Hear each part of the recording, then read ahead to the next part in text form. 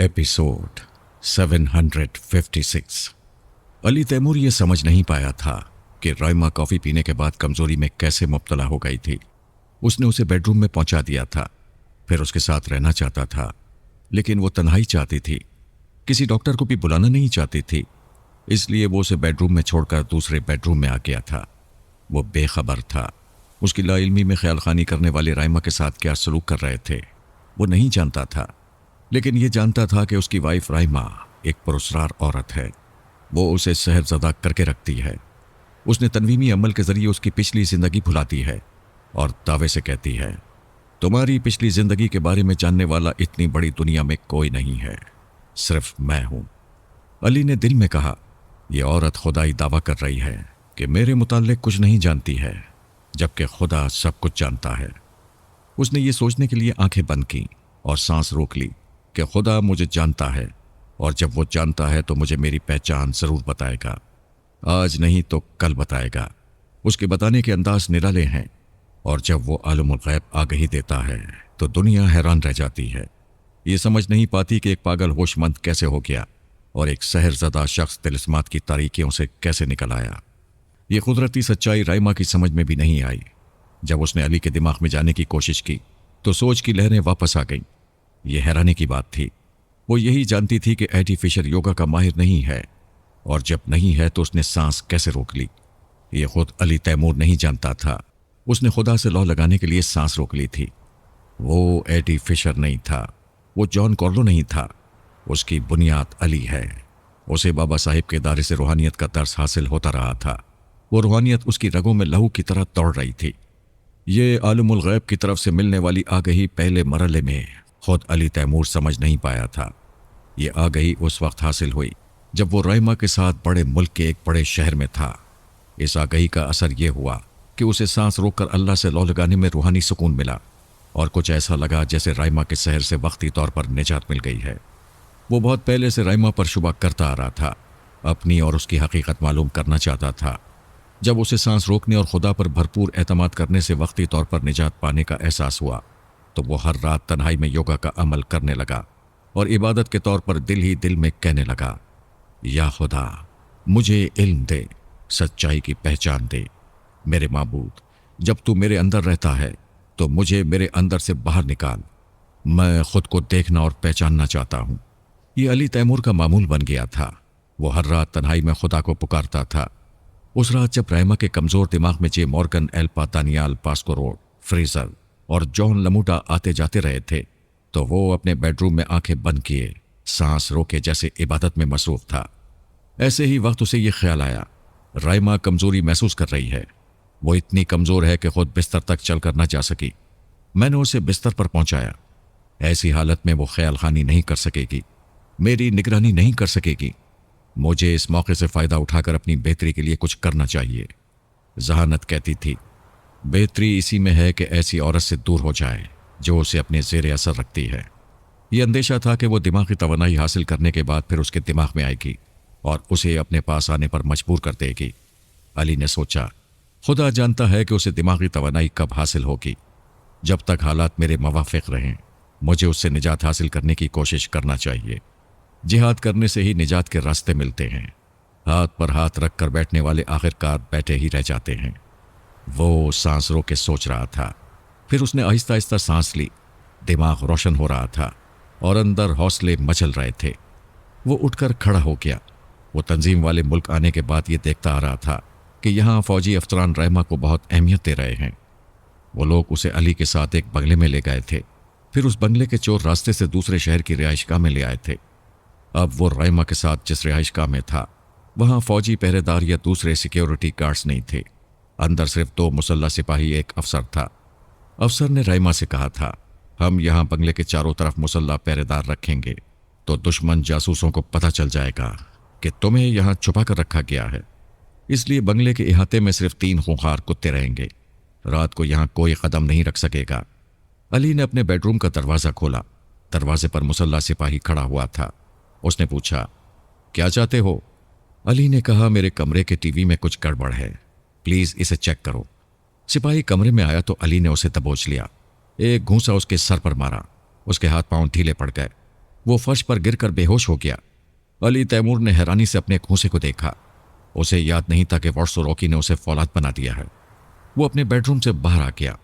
जरा फासले पर रहमा के बेडरूम के दरवाजे पर दूसरा मुसल्ला सिपाही था। उसने अली को गन पॉइंट पर रखकर पूछा, रुक जाओ, तुम्हारे दरवाजे का सिपाही कमरे के अंदर क्यों गया था? वो क्या कर रहा है? मेरे टीवी में कुछ खराबी हो गई है, वो ठीक कर रहा है। एक छोटा पेचकस मांग रहा है, क्या तुम्हारे पास है? वो बोलते हुए करीब आ गया था। उसने अचानक गन पर एक ठोकर मारी, फिर घूमकर दूसरी किक मुंह पर जमा दी। वो पीछे दीवार से टकराया। अली ने एक हाथ से गर्दन दबोच ली। वो थोड़ी देर तक आज़ादी के लिए जिद्दोजहद करता रहा, फिर ठंडा पड़ गया। अली ने उसे फर्श पर छोड़ा, उसकी गन उठा ली। वहां से दबे कदमों चलता हुआ ड्राइंग रूम में आ गया। वहां अफसर बैठा शराब पी रहा था। उसने सर घुमाकर पूछा, कौन है? फिर अली तैमूर के हाथ में गन देखकर चौंक गया। नशे में था मगर मौत को समझ सकता था। उसका अपना रिवॉल्वर सेंटर टेबल पर शराब की बोतल के पास रखा हुआ था। उसे उठाने की मोहलत नहीं मिल सकती थी।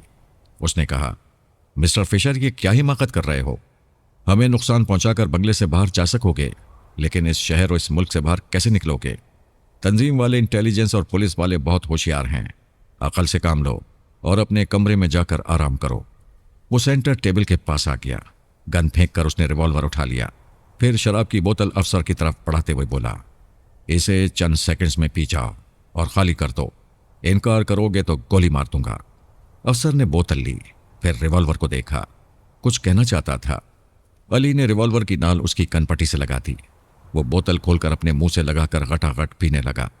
फिर सांस लेने के लिए रुका तो अली ने ट्रैगर पर उंगली का हल्का सा दबाव डाला। वो सहम कर फिर पीने लगा। 1 मिनट के अंदर ही अली ने उससे बोतल खाली करा दी।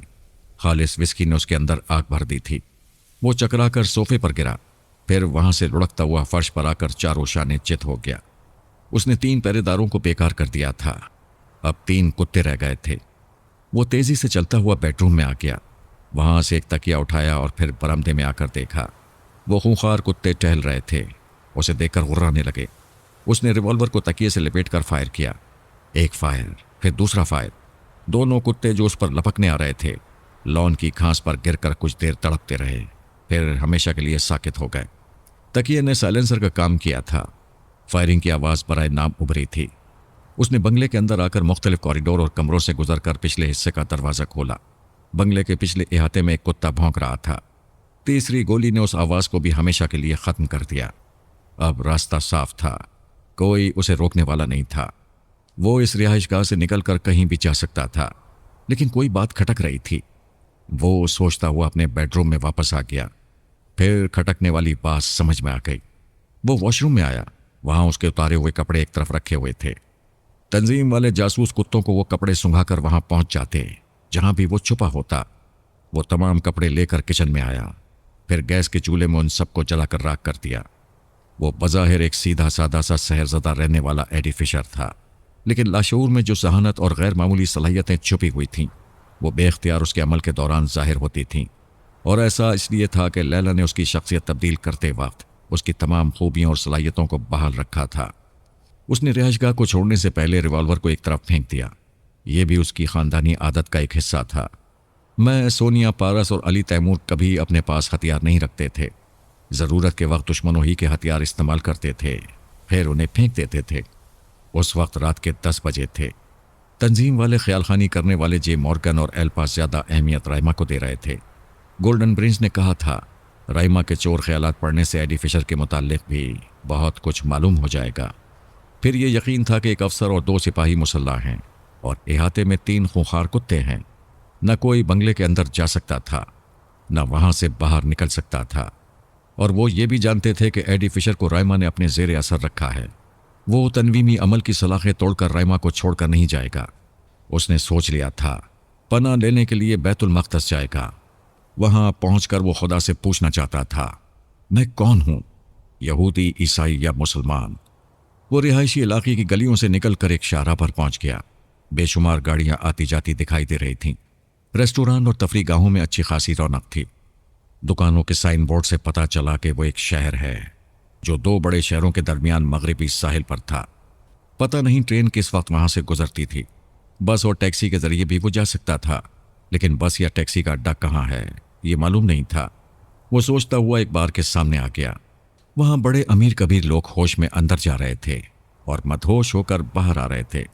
उन्हें देखकर यह तदबीर सूझी कि किसी मदहोश से दोस्ती करके या उसे उल्लू बनाकर उसकी गाड़ी इस्तेमाल की जा सकती है। उस गाड़ी में वो अपना सफर जारी रख सकता था। वो बार के अंदर आ गया। वहां याद आया कि उसके पास $1, 1 पाउंड या एक भी यहां की करेंसी नहीं है। वो खाली जेब चला आया है। जब से वो राइमा के साथ रहता चला आ रहा था, उसे कभी रकम की जरूरत नहीं पड़ी थी। वो टेलीपैथी के जरिए किसी भी मुल्क की करेंसी हासिल कर लेती थी। बहुत दिनों बाद अली को पता चला कि आज उसे अपनी हिकमत अमली के जरिए रकम हासिल करनी होगी। वो दूर तक नजरें दौड़ाने लगा। कुछ लोग काउंटर के साथ लगे बैठे थे और पी रहे थे। हॉल में मेसों के अतराफ पीने वालों और पिलाने वालियों का मेला सा लगा था। सिर्फ एक शख्स मेज पर तन्हा नजर आया। उसके पास कोई हसीना साकी बनकर नहीं जा रही थी, जबकि वो अपने लिबास से और उंगलियों में पहनी हुई हीरे की अंगूठियों से मालदार असामी लग रहा था। अली तैमूर आहिस्ता आहिस्ता चलता हुआ उसके सामने आ गया। फिर कहने लगा, क्या मैं यहां बैठ सकता हूं? वो किसी हद तक नशे में था। उसने नशे में डूबी हुई आंखों से उसे देखा, फिर कहा, यह बार और ये मेज मेरे बाप की जागीर नहीं है। यहां कोई भी गाहक बैठ सकता है। अली तैमूर बैठ गया। उस शख्स ने पूछा, अब तुम पूछोगे कि क्या इस बोतल से थोड़ी सी पी सकते हो? तो मेरा जवाब होगा, यह बोतल किसी के बाप की नहीं है, इसे मैंने खरीदा है। मैं शराब नहीं पीता हूं। हाँ? उस शख्स ने अली तैमूर को हैरानी से देखा, फिर हंसते हुए पूछा, पीते नहीं हो तो यहां क्या सूंघने आए हो? मैं बाहर फुटपाथ पर खड़ा इस शीशे से झांक कर बार का तमाशा देख रहा था। मैं पीने वालों पर एक कहानी लिखना चाहता हूं। यहां हर मेज पर पीने वालों के साथ पिलाने वाली हसीनाएं हैं, लेकिन तुम्हारे साथ कोई भी नहीं है। ये हैरानी की बात है और मैं हैरानी दूर करने आया हूं। वो 2 घूंट पीकर कहने लगा, मैं क्या जवाब दूं? तुम पीते नहीं हो और मेरा जवाब नशे की हालत में समझ में नहीं आता है। बस इतना समझ लो कि मैं किसी हसीना को लिफ्ट नहीं देता हूं। मैंने बार के मालिक से कह दिया है कि बार की कोई लड़की मेरी मेज पर नहीं आएगी। क्यों नहीं आएगी? नशा बहुत अच्छा होता है और बहुत बुरा भी होता है। अच्छा इसलिए होता है कि आदमी फिक्र और परेशानी से निजात हासिल कर लेता है। बुरा इसलिए होता है कि मदोशी में अपनी खबर नहीं होती और कोई भी नाजुक अंदाम हसीना लूट कर चली जाती है। जब तुम्हारे पास कोई आती नहीं है तो कैसे लूट कर चली जाती है? यही तुम समझ नहीं पाओगे क्योंकि तुम पीते नहीं हो। मैं समझ लूंगा, तुम बोलो तो सही। ये एक दर्द भरी दास्तान है। तुम कहानी लिखना चाहते हो, इसलिए तुम्हें सुना रहा हूं। मैं अपनी बीवी से बहुत मोहब्बत करता था और उससे शादी करना चाहता था। तुम बीवी से मोहब्बत करते थे और उससे शादी करना चाहते थे? बीवी से क्या बार बार शादी होती है? भाई समझा करो, जब मैं शादी करना चाहता था तब वो मेरी बीवी नहीं थी। अली तैमूर ने सर हिलाकर कहा, ओह अच्छा, समझ गया। वो फिर 2-4 घूंट पीने के बाद बोला, और जब वो मेरी बीवी बन गई तो मैं उससे शादी ना कर सका। ये शराबी फलसफा है क्या? इसका मतलब क्या हुआ? भाई समझा भी करो। शादी का मतलब है खुशी। मैं उसे बीवी बनाने के बाद उसके साथ कोई खुशी ना बना सका। वो ब्लड प्रेशर की मरीजा थी। 2 बार हार्ट अटैक हो चुका था। जब वो सुहाग की सेज पर पहुंची तो खुशी के मारे दौरान खून बढ़ गया। 3रा हार्ट अटैक हुआ और वो फूलों की सेज पर मर गई। इतना कहकर वो रोने लगा। अली तैमूर ने परेशान होकर कहा, अरे क्या कर रहे हो? यहां तमाशा बन जाओगे। एक वेटर आइस क्यूब्स का प्याला लाकर रख रहा था। उसने कहा, साहिब आप परेशान ना हो। यहां सब जानते हैं कि मिस्टर बोनर को चौथे पैक से अपनी बीवी याद आने लगती है। वेटर चला गया। अली ने कहा, मिस्टर बोनर, मरने वाली की याद दिल से नहीं जाएगी, लेकिन रोने से वो वापस नहीं आएगी। वो रोते हुए कहने लगा, इसी बात का तो रोना है कि वो मरने के बाद भी वापस आती है। क्या? अली ने शदीद हैरानी से आंखें फाड़कर पूछा, वो वापस आती है? हाँ, आती है, जाती है, फिर आ जाती है। इसका मतलब है वो मरी नहीं थी, अभी जिंदा है। वो मर चुकी है। उसके ताबूत को मेरी आंखों के सामने कब्र में उतारा गया था। मरने वाली के माँ बाप और रिश्तेदार भी उसकी मौत की तस्दीक करेंगे। उसने शीशे के जाम को होंठों से लगाकर खाली किया, फिर बोतल खोलकर 5वां पैक बनाने लगा। अली तैमूर ने कहा, तुम डबल पैक बनाते हो, इस हिसाब से ये तुम्हारा 10वां पैक है।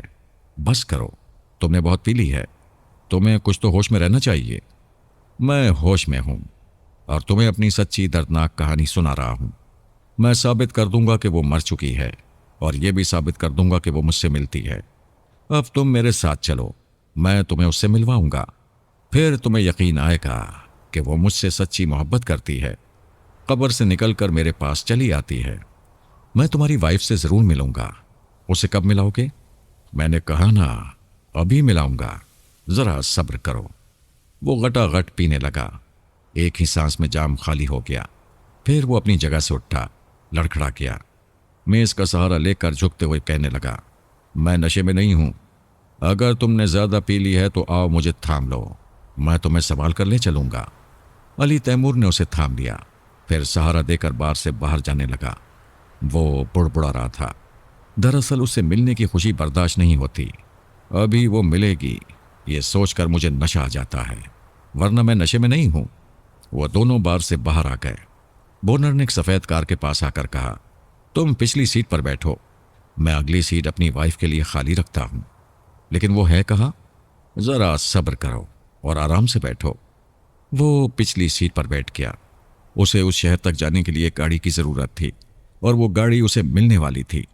इस गाड़ी को उजलत में हासिल करना मुनासिब नहीं था। पता नहीं वो मरने वाली कब और कहां अगली सीट पर आकर बैठ जाती। बोनर ने ड्राइविंग सीट संभालकर फिर कार को स्टार्ट किया। अली ने पूछा, तुम इस हालत में गाड़ी चला लोगे? वो कार आगे बढ़ाते हुए बोला, मैं हर रात इसी हालत में ड्राइव करता हूं। मालूम होता है तुम्हारी बीवी कब्र से नहीं आएगी, तुम मुझे ड्राइविंग के जरिए कब्र में ले जाओगे। क्या तुम्हें घर का रास्ता याद है? हाँ याद है, वो रास्ते में कहीं नजर आती है, फिर मेरी कार में आकर बैठ जाती है। अली तैमूर ने दोनों हाथों से अपने सर को थाम कर कहा, ऐसा लगता है जैसे मुझे नशा हो गया है। अरे मेरा सर चकरा रहा है। बोनर ने कहा, तुम्हें ज्यादा नहीं पीना चाहिए था। बहरहाल मैं तुम्हें संभाल कर ले जाऊंगा। तुम रहते कहाँ हो? मेरा कोई घर नहीं है। बोनर ने हंसते हुए कहा, बहुत चढ़ गई है, अपना घर भी भूल गए। वो अचानक संजीदा हो गया। कार की रफ्तार सुस्त करते हुए बोला, वो देखो, वो आ गई है, सामने देखो। कार की हेडलाइट्स की रोशनी में दूर सड़क पर वो खड़ी हुई थी। उसने सफ़ेद मैक्सी पहनी हुई थी और वो सफ़ेद मैक्सी यूं लग रही थी जैसे वो कफन समेत कब्र से उठकर आई हो। बोनर ने करीब पहुंचकर गाड़ी रोक दी, फिर अगली सीट का दरवाज़ा खोल दिया। वो आहिस्ता आहिस्ता चलती हुई आई, फिर कार में आकर बैठते बैठते रुक गई। अली तैमूर को पिछली सीट पर देखकर कहने लगी, ये कौन है? बोनर ने कहा, एक बेचारा है, इतनी पीली है कि अपने घर का रास्ता भूल गया है। डार्लिंग, क्या तुम्हें कोई एतराज़ है? बेशक एतराज़ होना चाहिए। मियाँ बीवी के दरमियान किसी तीसरे का क्या काम? मेरी जान, हम इसे पिछली सीट पर छोड़ देंगे। ये तमाम रात यहाँ सोता रहेगा और हम अपने बेडरूम में रहेंगे। ज़रा लाइट ऑन करो, मैं इसे देखना चाहती हूँ। बोनर ने कार की अंदरूनी लाइट ऑन कर दी। रोशनी होते ही वो आने वाली अली तैमूर को देखकर चौंक गई। अली मदहोश बना हुआ था और अध खुली आंखों से ऐसे देख रहा था जैसे नशे की ज्यादती से पूरी तरह आंखें नहीं खोल पा रहा हो। वो अगली सीट पर बैठते हुए कहने लगी, क्या तुम्हारा साथी मुझसे बातें कर सकता है? बोनर ने कार आगे बढ़ाते हुए कहा, कमाल है, इतनी देर तक हम पीते रहे मगर मैंने इसका नाम नहीं पूछा। क्यों मिस्टर, तुम्हारा नाम क्या है? अली तैमूर जैसे नशे में बुड़बुड़ाने लगा, नाम सिर्फ गॉड का होता है। हमारा तुम्हारा नाम होता है मगर मिट जाता है। तुम झूठ बोलते हो, मेरी रोमेला का नाम नहीं मिट सकता। देखो, ये अपने नाम के साथ कब्र से उठकर मेरी मोहब्बत में आई है। अली ने कहा, आज आंखों से देखकर यकीन हो गया कि बीवियां मरने के बाद भी पीछा नहीं छोड़ती हैं। वो कहने लगी, बकवास मत करो, मैं अपने बोनर को पराई औरतों से बचाती हूँ। ये बार में पीते वक्त इसीलिए किसी हसीना को लिफ्ट नहीं देता कि पीने के बाद मैं इसके पास आ जाती हूँ। बोनर ने कहा, डार्लिंग, तुम हर रात आती हो, मुझे बेडरूम में ले जाकर सुलाती हो, लेकिन खुद मेरे साथ नहीं सोती हो। सुबह उठकर देखता हूँ तो गायब हो जाती हो। आखिर मुझे शादी वाली खुशी कब मिलेगी? मेरी जिंदगी में कब सुहाग रात आएगी? वो रोने लगा। रोमेला ने कहा, तुम जज्बाती हो रहे हो, गाड़ी रोको वरना इसे कहीं टकरा दोगे। मैं इसे टकरा कर मर जाऊंगा, तुम्हारी कब्र का पड़ोसी बन जाऊंगा। मैं कहती हूं आंसू पोंछो वरना गायब हो जाऊंगी। वो आंसू पोंछने लगा। अली सोच रहा था, आखिर ये दोनों क्या चीज़ हैं। जब बोनर के दिमाग पर शराब चढ़ जाती है तब ये हसीना बीवी बनकर आती है। ये फ्रॉड है, इसे धोखा देती है। जाहिर है कि एक अमीर कबीर शख्स को लूटने के लिए धोखा देती रहती है। नशे में इंसान की अजीब हालत होती है, वो मदहोश हो जाता है, कुछ सोचने समझने के काबिल नहीं रहता। लेकिन कार ड्राइव करते वक्त वो गैर शऊरी तौर पर मोहतात रहता है, शायद इसलिए कि वो अंदर ही अंदर मौत से डरता है। कोई हादसा नहीं चाहता, मरना नहीं चाहता। बोनर ने अगरचे तेज रफ्तारी से कार चलाई, मगर सलामती से बंगले में पहुंच गया। पोर्च में कार रोक कर कहने लगा, मेरे अजनबी दोस्त, तुम इसी कार में रात गुजारो, मैं अपनी रोमेला के साथ। रोमेला ने बात काट कर कहा, नहीं बोनर, ये तुम्हारा मेहमान है, इसे भी अंदर ले चलो, ये दूसरे बेडरूम में पड़ा रहेगा। बोनर ने कार से निकलकर लड़खड़ाते हुए पिछली सीट का दरवाज़ा खोला। अली भी डगमगाता हुआ बाहर आ गया। फिर दोनों एक दूसरे को सहारा देते हुए डगमगाते हुए बंगले के अंदर आ गए। रोमेला उनके पीछे थी। वो एक बेडरूम के पास पहुंचकर कहने लगी, मेहमान को उस कमरे में जाने दो। बोनर अली को वहां छोड़कर रोमेला का सहारा लेकर अपने बेडरूम में जाने लगा। अली ने कमरे में आकर दरवाजे को बंद किया, फिर वहीं खड़ा रहा। उसे याद आ रहा था जब रोमेला ने पहली बार कार के अंदर रोशनी में उसे देखा था तो ऐसे चौंक गई थी जैसे उसे फिशर की हैसियत से पहचानती हो। ये बात उसे खटक रही थी। फिर वो रोमेला का फ्रॉड मालूम करना चाहता था कि वो बोनर की बीवी बनकर यहां किस लिए आती है। वो दरवाज़ा खोलकर बाहर आ गया, फिर दबे कदमों चलता हुआ दूसरे बेडरूम की खिड़की के पास गया। रोमेला शीशे के जाम में एक पैक बनाते हुए बोनर से कह रही थी, अब इसके बाद पीने को ना मांगना, तुम ज्यादा पीते हो, फिर शिकायत करते हो कि मैं तुम्हें छोड़कर चली जाती हूं। उसने शराब का जाम बोनर को दिया, फिर कहा, तुम पीते रहो, मैं तुम्हारे मेहमान को देख कर आती हूं, शायद उसे किसी चीज की जरूरत हो। अली तकरीबन दौड़ता हुआ दूसरे बेडरूम में आ गया। बाथरूम में पहुंचकर उसने शावर खोल दिया, फिर बाथरूम का दरवाज़ा बंद करते हुए कमरे में आ गया। वहां भी उसने एक लम्हा ज़ाया नहीं किया, दौड़ते हुए कमरे से बाहर आ गया। कॉरिडोर में आकर एक करीबी जीने के पीछे छुप गया। उसने बड़ी तेजी दिखाई थी, अगर जरा भी देर होती तो उससे सामना हो जाता। जीने के पीछे आते ही उसने देखा रोमेला उसके बेडरूम का दरवाज़ा खोलकर झांक रही थी, फिर अंदर गई। अली उसे बिस्तर पर नजर नहीं आया। वो वॉशरूम के दरवाजे के पास आकर शावर से पानी गिरने की आवाज़ सुनने लगी। ये बात समझ में आई कि वो नशा कम करने के लिए गुस्ल कर रहा है। रोमेला ने वॉशरूम के दरवाजे को बाहर से बंद कर दिया, फिर कमरे के बाहर आकर उस दरवाजे की चढ़खनी भी बाहर से लगा दी। अपनी दानिश में उसने अली को बेडरूम में कैद कर दिया था। उसे यकीन हो गया कि कैदी मेहमान बाहर नहीं निकल सकेगा। वो इत्मीनान से चलती हुई बोनर के पास आई। वो आखिरी पैक हलक से उतारने के बाद बिस्तर पर चारों शाने चित हो गया था। नशा पूरी तरह गालिब आ गया था। वो बुड़बुड़ा रहा था, उसकी आवाज़ डूबती जा रही थी। रोमेला ने उस पर एक नज़र डाली, फिर टेलीफोन के पास आकर रिसीवर उठाया और नंबरों के बटन दबाने लगी। रब्ता कायम हो गया। हेलो, मैं हूं Angela, officer on special duty, chief से बात कराओ। चंद सेकंड्स के बाद चीफ की आवाज़ सुनाई थी। Hello Angela. हेलो चीफ, क्या रैमा के साथ आने वाले एडी फिशर को आज़ाद छोड़ दिया गया है? हरगिज़ नहीं, तुम जानती हो रैमा और फिशर को मैंने नज़रबंद किया हुआ है, लेकिन वो मेरे बहनोई बोनर के बंगले में है। क्या कह रही हो? तुम्हारा बहनोई तो उस शहर में रहता है और एडी फिशर दूसरे शहर में 3 मुसल्लह पहरेदारों की निगरानी में है। बंगले के अहाते में 3 खूंखार कुत्ते हैं, फिर वो बाहर कैसे निकल सकता है? मैं नहीं जानती वो कैसे निकल गया, लेकिन मैंने उसे वॉशरूम और बेडरूम में कैद कर दिया है। आप फौरन आकर उसे हिरासत में लें। उसने थोड़ी देर तक दूसरी तरफ की बातें सुनी, फिर रिसीवर रखकर पलट गई। इसके साथ ही उसकी चीख निकल गई। दरवाजे पर अली तैमूर खड़ा हुआ था। वो परेशान होकर कहने लगी, तो तुम बाहर कैसे आ गए? वो उसकी तरफ बढ़ते हुए बोला, मैं एक भटकती हुई रूह की तरह हूं। जब तक अपनी असलियत को नहीं पाऊंगा कोई मुझे पकड़ नहीं सकेगा। फिर वो करीब आकर बोला, ये बोनर तुम्हारा बहनोई है?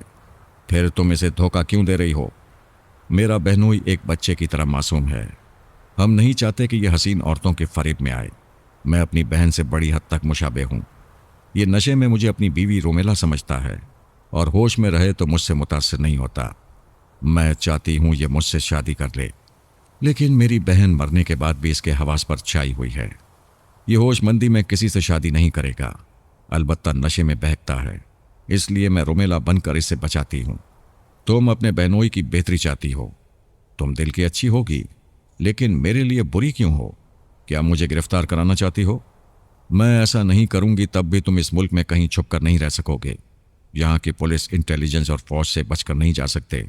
लेकिन मेरा जुर्म क्या है? जुर्म तो मैं नहीं जानती, इतना जानती हूं कि एक टेलीपैथी जानने वाली के साथ आए हो। इसलिए हम नहीं चाहेंगे कि किसी दुश्मन ख्यालखानी करने वाले के हाथ लग जाओ और वो दुश्मन तुम्हारे जरिए रायमा तक पहुंच जाए। मैं रायमा के साथ नहीं रहूंगा। जब तक भाग सकता हूं और जहां तक भाग सकता हूं उससे दूर भागता रहूंगा। बस इतनी सी बात है। रायमा के साथ रहना नहीं चाहते? पहले बताया होता। हम तुम्हारी रैशगाह का इंतजाम कर सकते हैं। सॉरी, मैं आसमान से गिरकर खजूर में अटकना नहीं चाहता। वो जाने के लिए पलट गया। एंजेला ने बड़ी फुर्ती से अलमारी की एक दराज को खोला, उसमें से एक रिवॉल्वर निकालने के लिए हाथ डाला। अली ने पलटकर दराज को एक लात मारी। वो मेज पर पड़ी थी। वो चीख पड़ी। दरवाजे के बंद होने से उसका एक हाथ अंदर फंस गया था। अली ने वहां से पाँव नहीं हटाया था। वो तकलीफ की शिद्दत से बिलबिला रही थी। दूसरे हाथ से उसे कभी खोलने की कोशिश कर रही थी, कभी अली के पाँव पर कराटे के हाथ मार रही थी। उसे ऐसा लग रहा था जैसे फौलाद पर हाथ मार रही हो। जब वो निढाल होकर गिरने लगी तो अली ने दरवाजे पर से पाँव हटा लिया। उसमें से रिवॉल्वर निकालकर चैम्बर को खाली किया। तमाम गोलियां दूर फेंक कर उसे रिवॉल्वर देते हुए बोला, जाओ अपनी फुर्ती आजमाओ। गोलियां चुनकर इसे लोड करो और मुझे निशाना बनाओ। वो उसके हाथ पर रिवॉल्वर रखकर जाने लगा। उसका एक हाथ दरवाजे के अंदर रहकर बुरी तरह जख्मी हो गया था। दूसरे हाथ से फौलाद पर कराटे का हाथ मारने का नतीजा भी बुरा निकला था। वक्ती तौर पर दोनों हाथ बेकार हो गए थे। वो तेजी से चलता हुआ बाहर आ गया। बाहर पुलिस की 2 गाड़ियां नजर आईं। वो गाड़ियां इहाते के अंदर आ रही थीं। अली तैमूर दौड़ता हुआ इहाते की दीवार की तरफ गया। पुलिस अफसर ने बुलंद आवाज से कहा, वो एडी फिशर जा रहा है, उसे रोको। एक गाड़ी रिवर्स गियर में इहाते के बाहर गई। दूसरी गाड़ी से सिपाही निकलकर अली की तरफ दौड़ने लगा। वो उछलकर इहाते की दीवार पर आया, फिर दूसरी तरफ कूदकर सड़क पर भागने लगा। इहाते के बाहर आने वाली पुलिस गाड़ियां गियर बदलकर आगे बढ़ी। वो भी आगे आगे दौड़ता जा रहा था। गाड़ी की अगली सीट पर बैठे हुए अफसर ने मेगाफोन के जरिए कहा, एडी फिशर, ये तुम्हारी नादानी है। गाड़ी की रफ्तार से नहीं दौड़ सकोगे, खुद को हमारे हवाले कर दो। लेकिन वो हैरत अंगेज तेज रफ्तारी से दौड़ रहा था। अफसर का भी ये ख्याल दुरुस्त था कि वो गाड़ी से तेज नहीं भाग सकेगा, लेकिन उसका जहन बिजली की तेजी से बचाव के रास्ते निकालता था। उसने दूर तक दौड़ने के बाद अचानक एक बंगले के इहाते में छलांग लगा दी। गाड़ी रुक गई। भागने वाला नहीं रुका। तेज भागने वाली गाड़ी से सिपाही उतरकर उस बंगले के इहाते में जाने लगे। बंगले का बैरूनी दरवाजा खुला हुआ था। वो सब दौड़ते हुए अंदर आ गए। अंदर बैठी हुई औरतों ने चीखना शुरू कर दिया। ये कहाँ का कानून है? एक औरत बोली, क्या पुलिस वाले इजाजत लेकर नहीं आ सकते? अफसर ने कहा, हमें अफसोस है, हम मजबूर हैं। एक मुजरिम यहाँ आया है। यहाँ कोई नहीं है। अफसर ने सिपाहियों से कहा, वो बंगले के पिछले रास्ते से निकल गया होगा। Come on. एक सिपाही जाए और गाड़ी को पिछले रास्ते पर लाए। वो सब बंगले से निकलकर दूसरे रास्ते की तरफ दौड़ने लगे। एंजेला पुलिस की दूसरी गाड़ी में बैठकर आई। उसे पता चला कि फिशर गाड़ी में आने वाले सिपाहियों को पैदल बना चुका है। वो कहने लगी, चीफ, वो बहुत चालाक है, ऐसे हाथ नहीं आएगा। प्लीज टेलीपैथी जानने वालों को इन्फॉर्म करो। चीफ ने कहा, अभी मैं यही सोच रहा था। हमारा कोई टेलीपैथी जानने वाला फिशर के अंदर जाकर उसे फरार होने से रोक सकता है। वो मोबाइल टेलीफोन का रिसीवर उठाकर नंबरों के बटन दबाने लगा। उधर जे मॉर्गन और एल्पा वगैरह रायमा के मामले में मसरूफ थे। गोल्डन ब्रेन्स ने भी एडी फिशर को रायमा का एक ताबेदार समझकर ज्यादा अहमियत नहीं दी थी। उनकी सारी तवज्जो रायमा को अपना वफादार बनाने के लिए थी। फिर दानियाल की गद्दारी उनका कीमती वक्त ज़ाया कर रही थी। जे मॉर्गन आइंदा किसी फरेब से बचने के लिए रायमा के दिमाग में पहरेदार बनकर बैठा हुआ था। एल्पा सो रही थी। उसे सुबह 4 बजे रायमा के दिमाग में जाकर जे मॉर्गन को ड्यूटी से फारिग करना था। रात के 1 बजे टेलीफोन की घंटी बजने लगी। एल्पा गहरी नींद में थी, लेकिन दिमाग को हिदायत दे चुकी थी कि कोई गैर मामूली बात हो तो आंख खुल जाए, इसलिए फौरन ही आंखें खुल गई। उसने रिसीवर कान से लगाया, फिर कहा, हेलो। दूसरी तरफ से आवाज़ आई, मैं इंटेलिजेंस का डायरेक्टर जनरल बोल रहा हूँ। मुझे रिपोर्ट मिली है कि एडी फिशर रायमा को छोड़कर उस बंगले से भाग गया है। मैंने तस्दीक करने के लिए उस बंगले में फ़ोन किया। वहाँ घंटी बजती रही, लेकिन हमारे किसी पहरेदार ने फ़ोन अटेंड नहीं किया। शायद फिशर ने एक अफसर और 2 सिपाहियों को कत्ल कर दिया है। एल्पा ने पूछा, और वो 3 कुत्ते, क्या फिशर ने उन्हें भी ख़त्म कर दिया है? जाहिर है उन कुत्तों की ज़िंदगी में वो बाहर कदम नहीं रख सकता था। अच्छा, मैं देखती हूँ। वो रिसीवर रखकर सोचने लगी। एडी फिशर की आवाज़ और लहजे को याद करते करते ख्याल खानी की परवास करते हुए उसके दिमाग तक पहुंचकर वापस आ गई। ऐसा उसी वक्त होता है जब कोई सांस रोक लेता है। एल्पा बिस्तर से उठकर आईने के पास आई, फिर अपने बालों को ब्रश करते हुए सोचने लगी। एडी फिशर का दिमाग हसास नहीं है। जब वो राइमा के साथ यहाँ पहुंचा था तब मैंने एयरपोर्ट पर फिशर को आजमाया था। मुझे उसके दिमाग में जगह मिल गई थी। इत्मीनान हो गया था कि उसके अंदर किसी वक्त भी पहुंचा जा सकता है। फिर ये अचानक तब्दीली कैसे आ गई? वो योगा का माहिर कैसे हो गया? फिर एल्पा ने सोचा, फिशर के दिमाग में कोई पहुंचे या ना पहुंचे, राइमा ज़रूर पहुंच सकती है, क्योंकि फिशर उसका मामूल और ताबेदार है। अगर मैं राइमा की सोच और लहजा इख्तियार करूं तो वो सांस नहीं रोकेगा। वो राइमा की सोच और लहजे को इख्तियार करके वहां पहुंची, फिर वापस आ गई। अली की सांस रुकी हुई थी। वो हैरान रह गई। पहली बात यही समझ में आई कि वो राइमा के तनवीमी अमल से निजात हासिल कर चुका है। एल्पा गोल्डन प्रिंस को रिपोर्ट देने के लिए कंप्यूटर के पास आ गई। अली को यह इल्म नहीं था कि एल्पा उसके दिमाग में 2 बार आने की कोशिश करते हुए नाकाम हो गई है। उसने एल्पा का रास्ता रोकने के लिए सांस नहीं रोकी थी। दरअसल वो पुलिस वालों से छुपने के लिए एक जगह तारीकी में लेटा हुआ था। सिपाही करीब भी इधर उधर उसे तलाश कर रहे थे। वो चाहता था सिपाहियों को उसके सांस लेने की आवाज़ भी सुनाई ना दे, इसलिए उसने सांस रोक ली थी। फिर वो आहिस्ता आहिस्ता सांस लेने लगा। उस वक्त वो एक सर्वेंट क्वार्टर की छत पर लेटा हुआ था। कोई 20 कदम के फासले पर एक बहुत बड़ी कोठी थी। वो रेंगता हुआ छत के किनारे आया। नीचे कोई सिपाही दूर तक नजर नहीं आ रहा था। शायद वो मायूस होकर चले गए थे। उसने जरा देर तक इंतजार किया, फिर छत से उतरकर नीचे आ गया। पुलिस वाले भी चालाक थे। वो तारीकी में छुपे हुए थे। उन्होंने अचानक ही उस पर छलांग लगाई, लेकिन उसे पकड़ न सके। वह मुकाबला कर रहा था। किसी को लात घूंसे मार रहा था, किसी को दोनों हाथों से उठाकर फेंक रहा था। पुलिस कार में बैठा हुआ चीफ रिसीवर कान से लगाए सुन रहा था। दूसरी तरफ से उसका सीनियर अफसर कह रहा था, अभी रिपोर्ट मिली है कि टेलीपैथी जानने वाले फिशर के दिमाग में नहीं पहुंच सकते। यह हुक्म दिया गया है कि फिशर को गोली मारकर जख्मी करो ताकि उसके दिमाग में जगह मिल सके। चीफ ने रिसीवर रखा और अपना रिवॉल्वर निकालकर सिपाहियों की तरफ दौड़ते हुए बोला, हट जाओ, मैं फायर कर रहा हूं। फिशर को जख्मी करना जरूरी है, दूर हटो। अली ने यह सुनते ही कोठी की तरफ दौड़ लगाई। फायरिंग से बचने और छुपने की वही एक जगह थी। ठाई की आवाज के साथ एक गोली सनसनाती हुई इसके करीब से गुजर गई। दूसरी बार फायरिंग की आवाज गूंजी। इसके साथ ही अली ने फजा में उछलकर जैसे गोता लगाया, फिर टीवी लाउंज के शीशे को तोड़ता हुआ कोठी के अंदर आ गिरा। कोठी के अंदर जैसे जलजला आ गया। वहां रहने वाले एक मर्द और एक औरत की गरजती हुई आवाज सुनाई थी। कौन है? अली कालीन पर आकर गिरा था। वो फौरन ही उठकर खड़ा हो गया। अब उसे कोठी के मकीनों से भी निमटना था, लेकिन जब वो मकीन एक कमरे से निकलकर उसके सामने आए तो वो हैरानी से उन्हें देखता रह गया। उसने आज तक पहाड़ जैसे इंसानी रोबोट नहीं देखे थे। उसने बाबा साहिब के इदारे में सोसाना और जिब्राइल को देखा था। उनसे दोस्ती भी थी। वो पारस की तरह सोसाना को आपा जान कहता था, लेकिन अभी खुद को भूला हुआ था। उधर सोसाना और जिब्राइल उसे नहीं पहचान सके थे, क्योंकि अली की शख्सियत और सूरत बदली हुई थी। फिल वक्त वो एक दूसरे के लिए अजनबी थे, और कोई अजनबी शीशे तोड़कर घर में घुस आए तो वह दुश्मन समझा जाता है। जिब्रील ने उसकी थोड़ी के नीचे हलक को दबोच लिया। अली ने सांस रोक ली। जिब्रील के मुंह पर कराटे का हाथ मारा। वो हाथ फौलादी था। जिब्रील को जरा तकलीफ पहुंची। उसने बर्दाश्त करते हुए अली को ऊपर उठा लिया। उसके पांव जमीन से उखाड़ दिए। इन्हीं लम्हात में एल्पा ने अली के दिमाग में आना चाहा, मगर फिर एक बार सोच की लहरें वापस आ गईं, क्योंकि अली अपनी गर्दन छुड़ाने के लिए सांस रोके हुए था। वो चीफ के दिमाग में आकर कहने लगी, तुमने गोलियां जाया की हैं, वो जख्मी नहीं हुआ है, उसने सांस रोकी हुई है। चीफ ने कहा, मादाम बड़ी मुश्किल है, वो सोसाना और जिब्राइल की कोठी में चला गया है। एल्पा ने कहा, ओह गॉड, हमारी पूरी कोशिश यही थी कि राइमा और फिशर को उन इंसानी रोबोट से दूर रखा जाए ताकि सोसाना तक न पहुंच पाएं।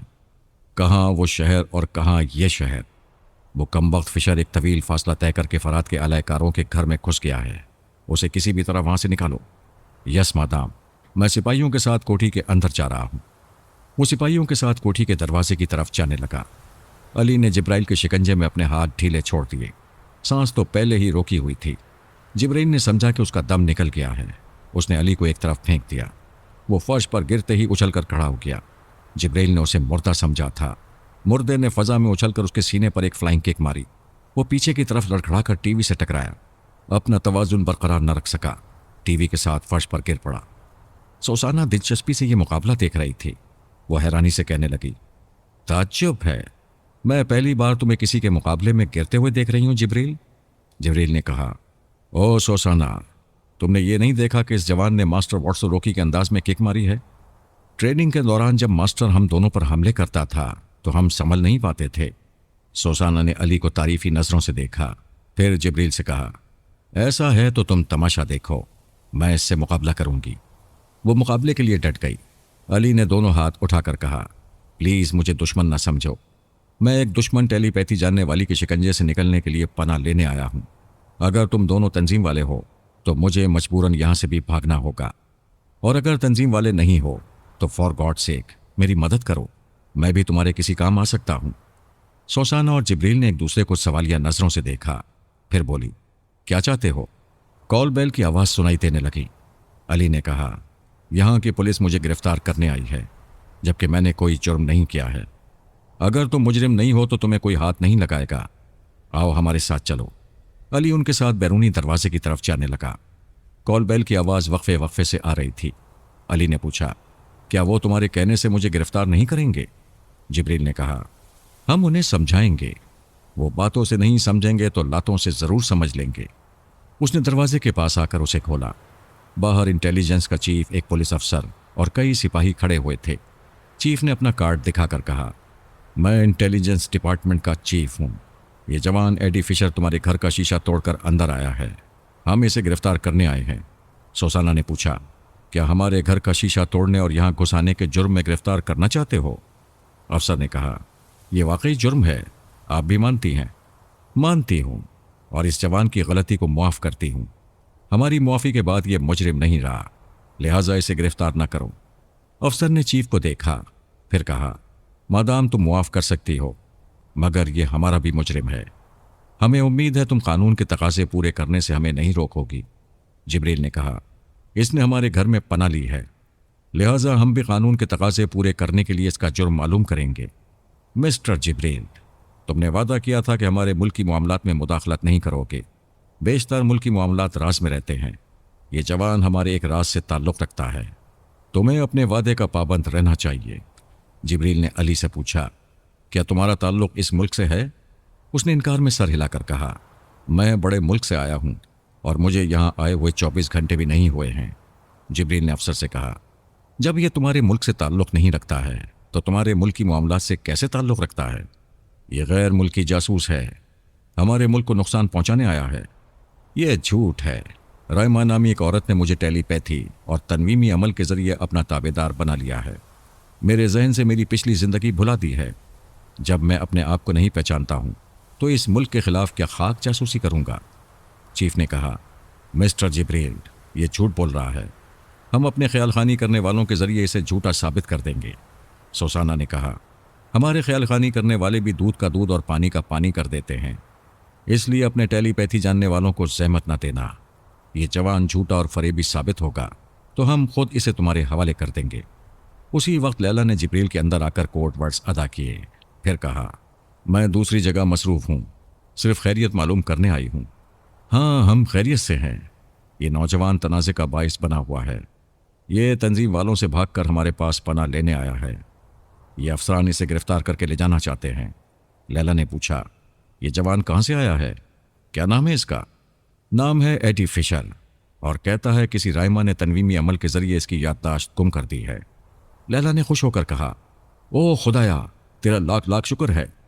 देखो जिब्रील, मैं जो कह रही हूं उसे सुनकर खुशी का इजहार न करना, ये नौजवान हमारा अली तैमूर है।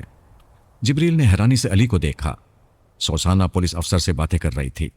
जिब्रील ने कहा, हम ज्यादा बहस नहीं करेंगे, हमारा फैसला है कि ये जवान हमारे पास रहेगा।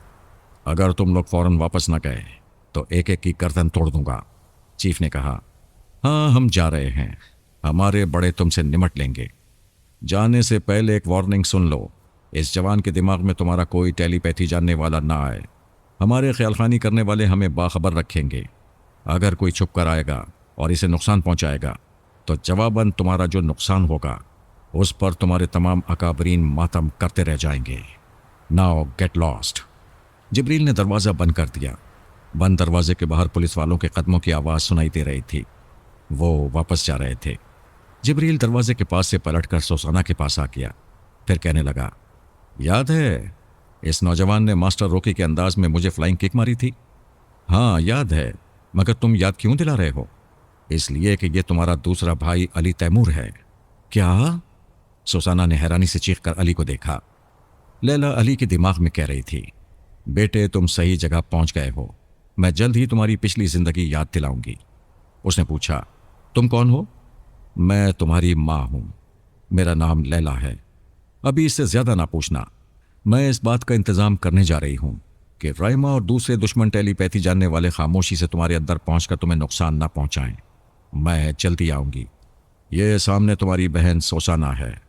उधर जिब्रील ने सोसाना को बताया कि अली की हकीकत लैला ने बता दी है। सोसाना खुशी से दौड़ती हुई आई और अली से लिपट गई। ऐसे वक्त रोबोट बहन की मोहब्बत महंगी पड़ती है। वो खुशी से गले लगती थी, मगर गले लगने वाले की सांसें रुकने लगती थीं।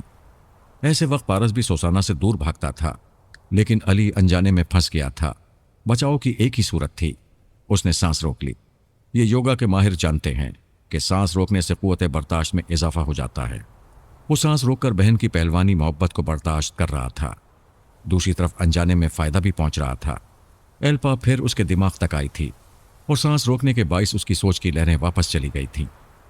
मैंने मुगलपुरा में लाल पुल के पास एक छोटा सा मकान किराए पर हासिल किया और वहाँ एक आम शहरी की हैसियत से रहने लगा। एक तवील मुद्दत के बाद अपने बाप दादा का लिबास शलवार कमीज पहनने लगा। एक ऐसी अवामी तर्ज ज़िंदगी इख्तियार की कि दुश्मन और दोस्तनुमा दुश्मन भी मुझे फराद अली तैमूर की हैसियत से पहचान नहीं सकते थे। ये हम सब के लिए बड़े शर्म की बात है कि मैं अपने वतन में अपने लोगों के दरमियान मुँह छुपा रहा था, क्योंकि मेरे खिलाफ महाजराई शुरू हो चुकी थी। बड़े बड़े सरमायादार जागीरदार समझ गए थे कि मैं पाकिस्तान में रह गया तो वो दुनिया से उठ जाएंगे या नाजायज़ ज़राए से हासिल होने वाली दौलत से महरूम हो जाएंगे।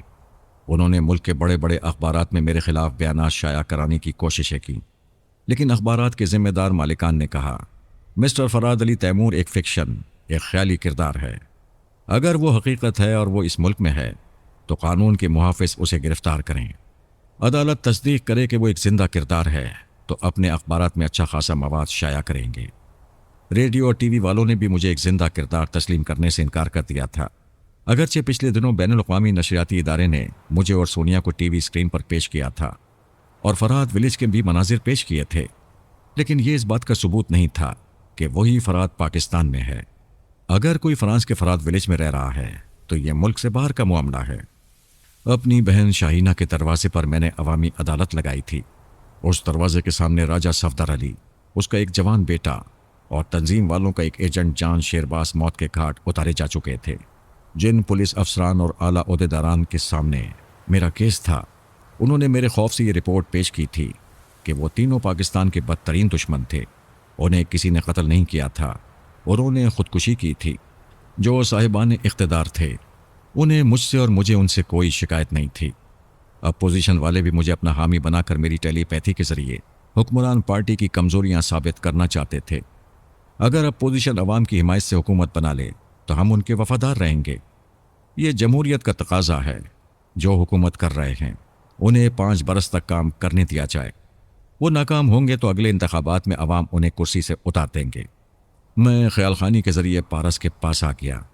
मेरा बेटा पीटर डिसूजा के नाम से पाकिस्तान आया था और अपनी फुप्पी शाहीना की कोठी के सामने वाली कोठी में क़याम कर रहा था। उस कोठी के मालिक का नाम ऑनर डिसूजा था। हमने ऑनर डिसूजा और उसकी वाइफ पर तनवीमी अमल किया था और उनके दिमागों में ये नक्श कर दिया था कि पीटर डिसूजा उनका अपना बेटा है। जानशेरबाज की बेटी रोजीना एक तंजीम वाले मंसूबे के तहत आई थी। उसने भी ऑनर डिसूजा के यहाँ क़याम किया था। पारस को दोस्त बनाया था। फिर ये दोस्ती बड़ी महंगी पड़ी थी। उसने अपने बाप जानशेरबाज को अपनी आंखों के सामने मरते देखा था। फिर पारस की दोस्ती से तौबा करके अपने बाप की लाश वहां से ले गई थी। हमने रोजीना को जाने दिया क्योंकि वो तंजीम वालों का एक नाकाम मोहरा था। हमें उनके बड़े बड़े मोहरों से निपटना था। इस मकसद के लिए पारस मेरी हिदायत के मुताबिक एक कार ड्राइव करता हुआ लाहौर से चंद किलोमीटर दूर एक दवासाज कंपनी में पहुंच गया। उस दवासाज कंपनी का मालिक चौधरी हाकिम अली हाकिम था। वो इस्लामाबाद में रहता था। उसकी एक बेटी और एक बेटा डॉक्टर थे। उन दोनों का क़याम लाहौर में था, लेकिन वो अपनी निगरानी में अद्वियात तैयार कराते थे। पारस ड्राइव करता हुआ नौमान लेबोरेटरीज के बड़े आनी गेट के सामने पहुंच गया। मुसल्ला गार्ड ने पूछा, आप कौन हैं, किससे मिलना चाहते हैं? मैं उसके दिमाग में पहुंच गया।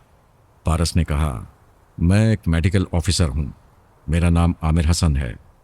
वो गार्ड केबिन की तरफ जाने लगा। उसके ख्यालात बता रहे थे कि वो दवासाज कंपनी के मालिक के बेटे डॉक्टर नौमान हाकिम को एक मेडिकल अफसर की आमद की इत्तला देने जा रहा था। उसने केबिन में आकर फ़ोन पर राब्ता कायम करने के बाद कहा, जनाब, एक मेडिकल अफसर आमिर हसन आपसे मुलाकात करना चाहते हैं। डॉक्टर नौमान ने कहा, आने दो। मैं नौमान के अंदर पहुंच गया। वो रिसीवर रखकर सोच रहा था, ये आमिर हसन कोई नया मेडिकल ऑफिसर है, मैं पहली बार ये नाम सुन रहा हूं। डैडी ने ताकीद की है कि किसी नए या अजनबी शख्स पर भरोसा न किया जाए। फराद अली तैमूर किसी को भी अपना आलायकार बनाकर हमारा भेद लेने के लिए यहाँ लेबोरेटरी में भेज सकता है। उसने इंटरकॉम का रिसीवर उठाया, फिर 2 बटन बारी बारी दबाने के बाद इंतज़ार किया। दूसरी तरफ से एक नस्वानी आवाज़ आई। हेलो, नौमान ने कहा, सोफिया, एक नया मेडिकल ऑफिसर आया है, मेरे चैम्बर में दाखिल होने वाला है। जो गैर कानूनी आइटम है उसे तहखाने में पहुंचा दो। सूफिया ने कहा, भाईजान इत्मीनान रखें, अभी लेबोरेटरी में कोई काबिल गिरफ्त आइटम नहीं है, सब तहखाने में है। बाय द वे, ये नया रंगरूट कौन है? तुम अपने चैम्बर में रहो, मैं खुफिया माइक ऑन रखूंगा, तुम उसकी बातें सुन सकोगी। उसने रिसीवर रख दिया। फिर दरवाजे पर दस्तक सुनते ही खुफिया माइक के बटन को ऑन करते हुए टेलीफोन के रिसीवर को उठा लिया। हालांकि फ़ोन की घंटी नहीं बजी थी, किसी ने फ़ोन के ज़रिए कॉल नहीं किया था, लेकिन वो आने वाले अफसर के सामने अपनी मसरूफियात जताना चाहता था। मैंने उसे सिर्फ 2 सेकंड्स के लिए गायब दिमाग बनाया। उसके हाथ से टेलीफोन प्लग के तार को खींच दिया, प्लग अपने स्विच बोर्ड से निकल गया। फिर मैंने हाथ से रिसीवर मेज़ पर गिराकर उसे हाजिर दिमाग बना दिया। उसने मेज़ पर से रिसीवर उठाकर सोचा, मैं नए अफसर की आमद से गैर शऊरी तौर पर कुछ नर्वस हो गया हूं। कमाल है, रिसीवर हाथ से छूट गया। दूसरी बार दस्तक की आवाज़ सुनाई दी। उसने कहा, कम ऑन। ये कहकर रिसीवर कान से लगाकर बोलने लगा। पारस दरवाज़ा खोलकर अंदर आ गया। डॉक्टर नौमान ने हाथ के इशारे से उसे कुर्सी पर बैठने का इशारा करते हुए फ़ोन पर कहा, हाँ, मैं जानता हूं कि हमारी दवाएं म्यारी होने के बावजूद अस्पतालों और दवाओं की दुकानों में क्यों कम नज़र आती हैं। इसलिए कि हम सरकारी और प्राइवेट डॉक्टरों को कमीशन नहीं देते हैं। ये तमाम डॉक्टर अपने मरीजों के नुस्खों में हमारी दवाएं नहीं लिखते हैं। बेचारे मरीज़ वही दवाएं खरीदते हैं जिसका मशवरा उनके डॉक्टर देते हैं। इसलिए हमारी लेबोरेटरीज़ की अद्वियात मार्केट में बहुत कम नज़र आती हैं। फिर वो कान से रिसीवर लगाए हूँ हाँ यूं करने लगा जैसे दूसरी तरफ की गुफ्तगू सुन रहा हो। फिर वो कहने लगा, आप दुरुस्त कहते हैं, हमारे मुल्क में रिश्वत के बगैर कोई काम नहीं चलता। बहुत नुकसान उठाने के बाद ये अकल आई है कि रिश्वत का नाम बदल कर नजराना कर दिया जाए, और सिर्फ डॉक्टरों को ही नहीं, इंक्वायरी करने वाले अफसरों को भी नजराना पेश किया जाए। जी, बिल्कुल ठीक, ऐसा तो करना ही होगा। हम दवाओं की कीमत बढ़ा देंगे, जो रकम रिश्वत के तौर पर देंगे वो ग्राहकों की जेब से वसूल कर लिया करेंगे। अच्छा, मैं फिर फ़ोन करूंगा। ये कहकर उसने रिसीवर रख दिया। फिर पारस से हंसते हुए कहने लगा, इस मुल्क में शराफत और ईमानदारी से कारोबार करना तकरीबन नामुमकिन है। मुनाफा तो दूर की बात है, कारोबार में लगाई हुई रकम भी डूब जाती है। अगर डॉक्टरों और मुतालिका अफसरों को रिश्वत दो तो कारोबार चमक जाता है और मुनाफा आसमान तक पहुंच जाता है। बाय द वे मिस्टर, आप हैं कौन? पारस ने मुस्कुराकर कहा, गेट पर ड्यूटी देने वाले गार्ड ने तुम्हें बताया था कि मेरा नाम आमिर हसन है। और मैं, वो बात काट कर बोला, आप मेडिकल ऑफिसर हैं, आपसे मिलकर बड़ी खुशी हुई। उसने मुसाफे के लिए मेज़ के उधर से हाथ बढ़ाया। पारस ने उधर से कहा, मुसाफा तो बाद में भी हो जाएगा, पहले टेलीफोन का प्लग लगाओ। आखिर कब तक मुर्दा फ़ोन पर बदरूहों से बातें करते रहोगे? उसने चौंक कर प्लग की तरफ देखा, फिर कहने लगा, ये प्लग तो लगा हुआ था, ये कब निकल गया? ये उस वक्त भी निकला हुआ था जब तुम बदरू से बातें कर रहे थे। डॉक्टर नौमान ने नागवारी से पूछा, क्या तुम ये कहना चाहते हो कि प्लग लगा हुआ नहीं था और मैं यूं ही बकवास कर रहा था?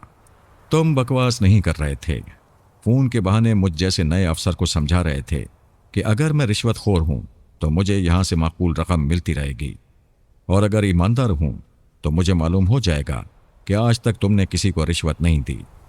कारोबार में नुकसान उठा रहे थे और अब रिश्वत के लेन देन पर मजबूर हो रहे हो, यानी चित भी तुम्हारी और पट भी तुम्हारी।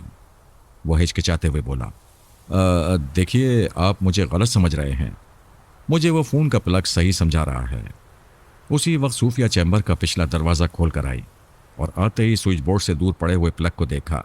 फिर अपने भाई को घूरते हुए कहा, भाईजान लेबोरेटरी में आपकी ज़रूरत है, फ़ौरन जाएं। वो उठते हुए बोला, सूफिया ये मिस्टर। वो बात काट कर बोली, प्लीज़ भाईजान आप फ़ौरन जाएं। वो तेज़ी से चलता हुआ पिछले दरवाजे से चला गया।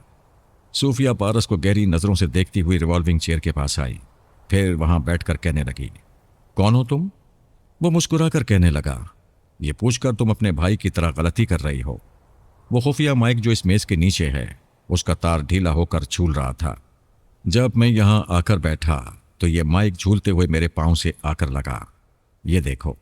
उसने मेज के नीचे से माइक को खींचकर दिखाया। वो कहने लगी, तुम ये कहना चाहते हो कि मैं इसके जरिए तुम्हारी गुफ्तगू सुन रही थी? वो कहने लगा, हाँ, ये इंसानी फितरत है कि वो कमरे में दाखिल होकर पहले वहां बैठे हुए अजनबी को देखता है। लेकिन तुमने यहां कदम रखते इस प्लग को देखा जो हमारी गुफ्तगू का मौजू बना हुआ था।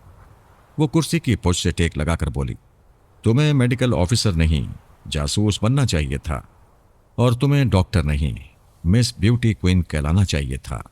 You shut up. मुझसे फ्री होने की कोशिश ना करो। क्या तुम कभी मुस्कुराती भी हो? अगर नहीं तो मैं तुम्हें मुस्कुराने पर मजबूर कर दूंगा। तुम मेडिकल ऑफिसर हो इसलिए लिहाज कर रही हूं, वरना मेरे आदमी तुम्हें उठाकर बाहर फेंक देते। मुझसे सिर्फ काम की बातें करो। पहली काम की बात यह कि तुम्हारा अंदाजा दुरुस्त है। मैं मेडिकल ऑफिसर नहीं, वाकई जासूस हूं। यह रहा मेरा सरकारी शनाख्ती कार्ड। उसने एक शनाख्ती कार्ड उसकी तरफ फेंका। सूफिया ने उसे उठाकर पढ़ा। जरा परेशान हुई, फिर संभल कर बोली, यहां आने का मकसद क्या है? पुलिस वाले यहां से ज्यादा दूर नहीं है। मेरा सिग्नल मिलते ही यहां छापा मारेंगे। अगर सच वारंट लाए हो तो दिखाओ और पुलिस वालों को सिग्नल दो। हमारे हाथ साफ हैं। मैं जानता हूं लेबोरेटरी की तलाश लेने से वो गैर कानूनी आइटम नहीं मिलेगा जो दवाओं में हल किया जाता है।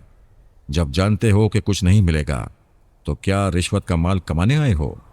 वो मुस्कुराकर बोला, इतना जज्बाती माल सामने हो तो कौन नहीं कमाएगा? तुम हद से बढ़ रहे हो। तुम्हारे आला अफसरान को यहां बुलाऊं या शराफत से खुद ही चले जाओगे? उसने फोन का रिसीवर उठाया। पारस ने कहा, पहले पिलक तो लगा लो। वो रिसीवर को क्रेडिट पर पटक कर कुर्सी से उठी, फिर कालीन पर से प्लग उठाकर स्विच बोर्ड में लगाने लगी। पारस ने कहा, तुम्हारी लेबोरेटरी का एक खास मुलाजिम हमारा मुख्बिर है। उसने बताया है कि तहखाने का चोर दरवाज़ा कहाँ है और कैसे खुलता है। सूफिया प्लग बोर्ड पर झुकी रह गई। कलेजा थक से रह गया था। लाखों रुपए का गैर कानूनी आइटम वहां छुपा कर रखा गया था। उसने पिलक लगाकर वहां से उठते हुए पारस को चोर नजरों से देखा, फिर कुर्सी पर आकर यूं बैठ गई जैसे ढीली पड़ गई हो। पारस ने कहा, शायद तुम इसे महज धमकी समझो, इसलिए बता दूं कि एक छोटे से कमरे में एक मेज पर टेलीफोन सेट रखा हुआ है। दरअसल वो टेलीफोन नहीं है। तलाशी लेने वालों को कह दिया जाता है कि टेलीफोन खराब है। हकीकतन उसका ताल्लुक चोर दरवाजे से है। जब रिसीवर उठाकर 001019 डायल किया जाता है तो छोटे से कमरे की एक दीवार दो हिस्सों में तकसीम हो जाती है, स्लाइडिंग दरवाजे की तरह खुल जाती है। क्या मैं तहखाने के बारे में भी बताऊं? वो कुर्सी की पुष्ट पर रखे हुए तौलिए से चेहरे और गर्दन का पसीना पोंछने लगी। पारस ने कहा, मैं अनाड़ी जवान हूं। सिर्फ सुना है कि शबाब में इतनी आग होती है कि दिसंबर के महीने में भी पसीना आता है। ये पसीना शबाब का है या मेरे हिसाब का? वो खंकार कर गला साफ करते हुए बोली, इतनी गहरी मालूमात के बाद तुम पुलिस पार्टी के साथ दंदनाते हुए तहखाने तक पहुंच जाते, लेकिन तुमने ऐसा नहीं किया। इसका मतलब है समझौते की गुंजाइश है। बोलो क्या चाहते हो? अभी जरा देर पहले मैंने कहा था कि अगर मुस्कुराना नहीं जानती हो तो मैं तुम्हें मुस्कुराने पर मजबूर कर दूंगा। ये सुनते ही वो मुस्कुराने लगी। पारस ने कहा, यहां आईना हो तो देखो, मुस्कुराते हुए चेहरों पर बहारें कुर्बान हो रही हैं। मैं सिर्फ डैडी और मम्मी के साथ कभी कभी मुस्कुराती हूं, वरना भाईजान को भी खातिर में नहीं लाती। यानी मुझे खातिर में ला रही हो? प्लीज मुझे और मुस्कुराने पर मजबूर ना करो। तुम आशिक मिजाज हो, मैं नहीं हूं। काम की बात करो। मैं लोहे से फौलाद बनकर बोलता हूं और हुस्न से फूल की जबान में गुफ्तगू करता हूं। काम की बात तुम्हारे बाप से होगी। तुम बताओ, आज का रात खाना किस होटल में खाओगी? मैं ऐसी लड़की नहीं हूं। फिर कैसी हो?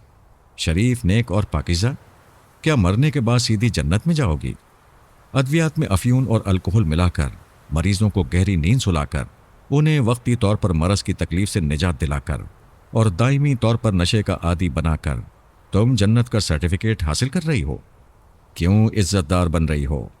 अगर हर रात किसी के साथ मुंह काला करती रहो तो ये सिर्फ तुम्हारा गुनाह होगा, मगर ऐसी दवाएं फरोख्त करके तुम पूरी कौम की मुजरिम बन चुकी हो। फिर दावा है कि ऐसी लड़की नहीं हो। वो कहने लगी, हाँ, मैं ऐसी नहीं हूं। आज तक किसी को मैली नियत से अपना हाथ पकड़ने नहीं दिया। कौम के हक में तुम मुझे मुजरिमा कह सकते हो, लेकिन तुमसे इल्तिजा करती हूं कि मुझे गुनाहगार बनने के लिए ना कहो। मेरे तहखाने का माल छोड़ दो और छोड़ने की कीमत बताओ। मैंने कीमत बता दी है और तुम्हें यह भी बताऊंगा कि तुम्हारा बाप हर माह लाखों रुपए का मुनाफा हासिल करते रहने के लिए कितना गिर सकता है। इतना कि वो डॉक्टर बेटे को जूते मारेगा और डॉक्टर बेटी को बाजार का माल बना देगा।